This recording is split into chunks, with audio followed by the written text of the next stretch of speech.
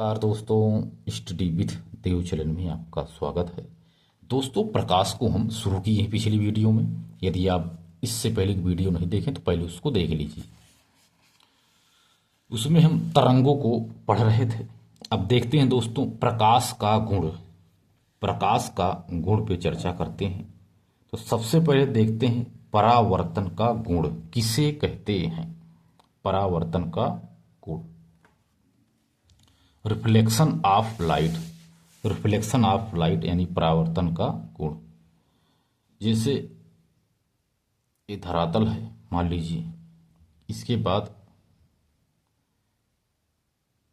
ये परावर्तन का कोण ए बना है। ये आयतन कोण है, ये परावर्तन कोण है। ये आयातित किरण है, ये परावर्तित किरण है। जैसे कुछ किरणें आती हैं और कुछ किरणें धरातल से टकराकर वापस चली जाती हैं। इन्हीं को ही परावर्तित किरण कहते हैं। ये आयतित किरण है और ये परावर्तित किरण है। ये चित्र है, बाकी बता रहे हैं कैसे होता है। तो इसी के माध्यम से इसे आवागमन इनका होता रहता।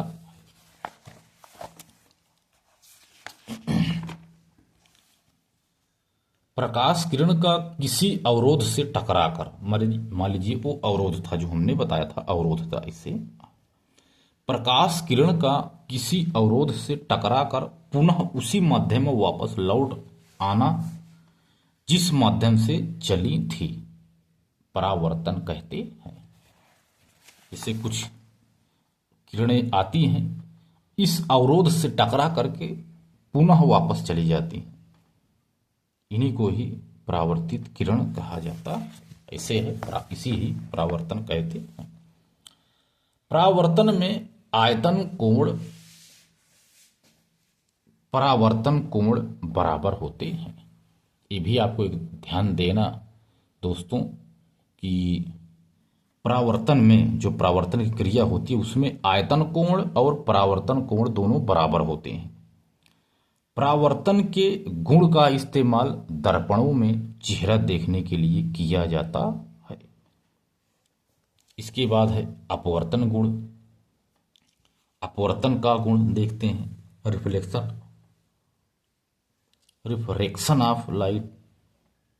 अपवर्तन का गुण, जैसे ये अवरोध है, एक अवरोध, तो ये विरल माध्यम से है हवा और सघन माध्यम यानी पानी। पानी में इधर पानी है, इधर हवा। देखो किरणें आती हैं,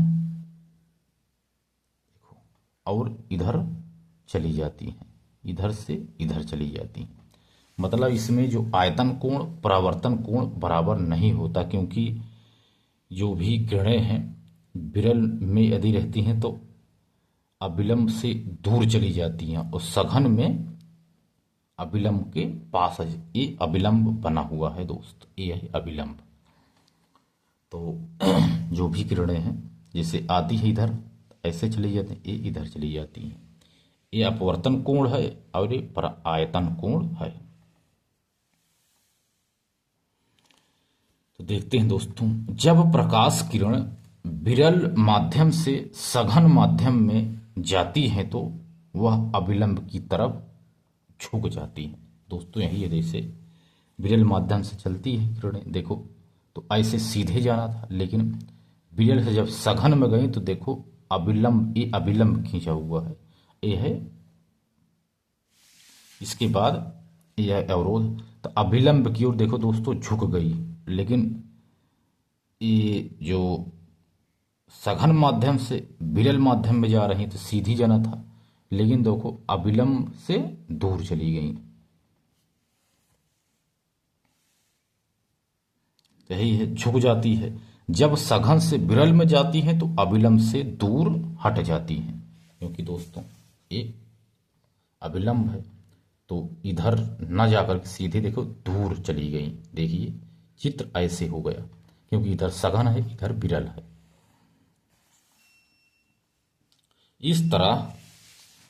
इस तरह प्रकाश किरण का अविलंब की ओर झुकना और इससे दूर हटना ही अपवर्तन कहलाता है। प्रकाश किरण का झुकना हटना माध्यम के अपवर्तनांक पर निर्भर करता है। दोस्तों,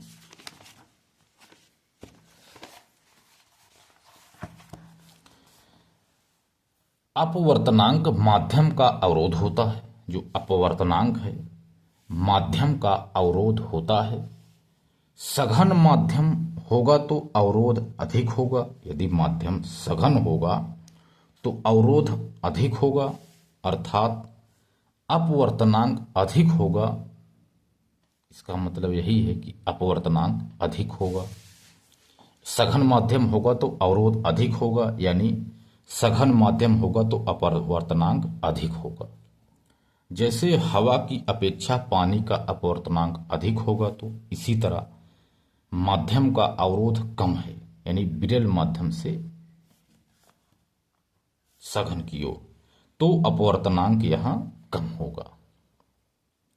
कांच की अपेक्षा पानी विरल है, इसलिए कांच की अपेक्षा पानी का अपवर्तनांक भी कम होगा। इसके बाद दोस्तों, प्रकाश की चाल, जो प्रकाश की चाल है, तरंग दैर्घ्य इत्यादि अपवर्तनांक पर निर्भर करती है। यदि माध्यम का अपवर्तनांक अधिक है तो प्रकाश की चाल कम होगी। यदि माध्यम का अपवर्तनांक अधिक है तो प्रकाश की चाल कम होगी। जैसे कांच में प्रकाश की चाल पानी की अपेक्षा कम होगी। पानी में हवा की अपेक्षा कम होगी। निर्वात में जहां माध्यम ना हो, हवा ना हो, उसे निर्वात कहते हैं, वहां प्रकाश की चाल सबसे अधिक होगी। निर्वात में प्रकाश की चाल 3×10⁸ मीटर प्रति सेकंड होती है। सूर्य का प्रकाश हम तक पहुंचने के लिए 8 मिनट या 500 सेकंड लेता है। यदि प्रकाश की तरंग दैर्घ्य अधिक है तो क्या होगा? यदि प्रकाश की तरंग दैर्घ्य अधिक है तो अपवर्तनांक कम हो जाएगा, लेकिन प्रकाश की चाल बढ़ जाती है। प्रकाश की तरंग दैर्घ्य यह अधिक है तो अपवर्तनांक कम हो जाता है, लेकिन जो प्रकाश की चाल है बढ़ जाएगी। तरंग दैर्घ्य अधिक है तो प्रकाश की चाल बढ़ जाएगी, अपवर्तनांक कम होगा। अपवर्तन के उदाहरण देखते हैं कौन कौन से हैं। अपवर्तन के कारण तारे टिमटिमाते प्रतीत होते हैं। तारों का प्रकाश हम तक वायुमंडल की परतों को भेद कर पहुंचता है। वायुमंडल की परतें कहीं कहीं सघन है तो कहीं कहीं विरल है। इसलिए अपवर्तन के कारण यह प्रकाश टेढ़ा मेढ़ा हम तक पहुंचता है और हमें टिमटिमाता हुआ प्रतीत होता है।